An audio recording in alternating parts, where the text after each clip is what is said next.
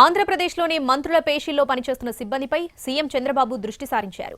పేషీల్లో ఏం జరుగుతుందని ముఖ్యమంత్రికి ఇంటెలిజెన్స్ రిపోర్ట్ ఇచ్చింది. అవినీతి ఆరోపణలు వచ్చిన మంత్రుల ఓఎస్డీను విధుల నుంచి తొలగించింది.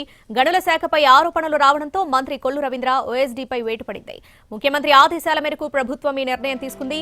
మంత్రి కొల్లు ఓఎస్డీ రాజబాబుపై అవినీతి ఆరోపణలున్నాయి. అయితే గనుల శాఖపై తీవ్ర విమర్శలు రావడంతో ప్రభుత్వం చర్యలు చేపట్టింది. గతంలో హోంమంత్రి అనిత తన ప్రైవేట్ అసిస్టెంట్ ను తొలగించారు. త్వరలో ఇంకొంతమందిపై వేటు పడే అవకాశం ఉంది.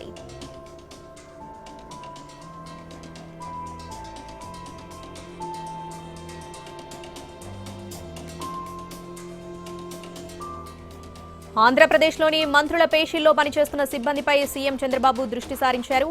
దీనికి సంబంధించి పూర్తి అప్డేట్స్ మా ప్రతినిధి ప్రసన్న అందిస్తారు. ప్రసన్న, ఓవరాల్ గా ఆంధ్రప్రదేశ్ లో మంత్రులకు సంబంధించి పేషీల విషయంలో ఎప్పటికప్పుడు సీఎం చంద్రబాబు అలర్ట్ చేస్తూనే ఉన్నారు. ఎందుకంటే ఈ గవర్నమెంట్ లో ఉన్న మంత్రుల పేషీలకు సంబంధించి పిఎస్లు కావచ్చు, ఓఎస్డీలు కావచ్చు, తీవ్ర విమర్శలు కొంతమంది పైన, అందరిపైన కాదు కొంతమంది పైన తీవ్ర విమర్శలు వస్తున్న పరిస్థితి. ఆల్రెడీ గతంలో కొంతమందిని హెచ్చరించారు కూడా. తాజాగా మంత్రి కొల్లు రవీంద్ర ఓఎస్డీకి సంబంధించి వేటు వేయడం కూడా జరిగింది రాజాబాబు మీద. ఆయన తీసుకునే విషయంలోనే గతంలో కొన్ని అభ్యంతరాలు ఉన్నాయి. అయినప్పటికీ మంత్రి తీసుకోవడం, తర్వాత ఆయన కార్యక్రమాలు కొద్దిగా ఎక్కువగా ఉండడం, దీంతో చర్యలు తీసుకున్న పరిస్థితి అయితే ప్రస్తుతం మనకు కనిపిస్తుంది. అలాగే గతంలో హోంమంత్రి అనిత ప్రైవేట్ అసిస్టెంట్ గా ఉన్న వ్యక్తి కూడా కొన్ని కార్యక్రమాల్లో పాల్గొన్నాడు.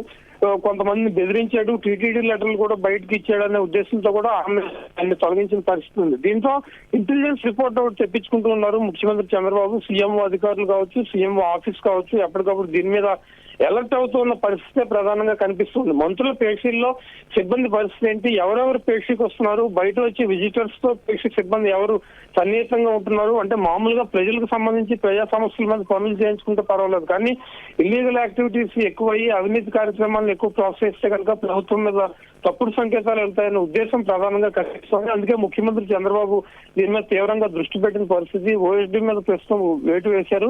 ఇంకా ఇద్దరు ముగ్గురు దీనికి సంబంధించి రిపోర్ట్ ఉన్నట్టుగా సమాచారం. వాళ్ళ మీద కూడా చర్యలు తీసుకోవడానికి రెడీ అవుతున్నారు. ఏదేమన్నప్పటికీ అవినీతి కార్యక్రమాలు ప్రోత్సహించే విషయంలో మంత్రులు కానీ ఇతరత్ర కానీ చాలా జాగ్రత్తగా ఉండాలి. ఓఎస్డీ రిక్రూట్మెంట్ కానీ పేషెంట్ సిబ్బంది విషయంలోని ఎప్పటికప్పుడు చెప్తూనే ఉన్నారు. దీనికి సంబంధించి ఇప్పుడు యాక్షన్ ప్రారంభమైంది. మరి త్వరలో ఎవరి మీద చర్యలు తీసుకుంటారు ఏంటి అనే చర్చ కూడా ప్రస్తుతం ప్రభుత్వ వర్గాల్లో జరుగుతున్న పరిస్థితి అయితే మనకి కనిపిస్తూ ఉంది. Right Prasanna, thanks for the updates.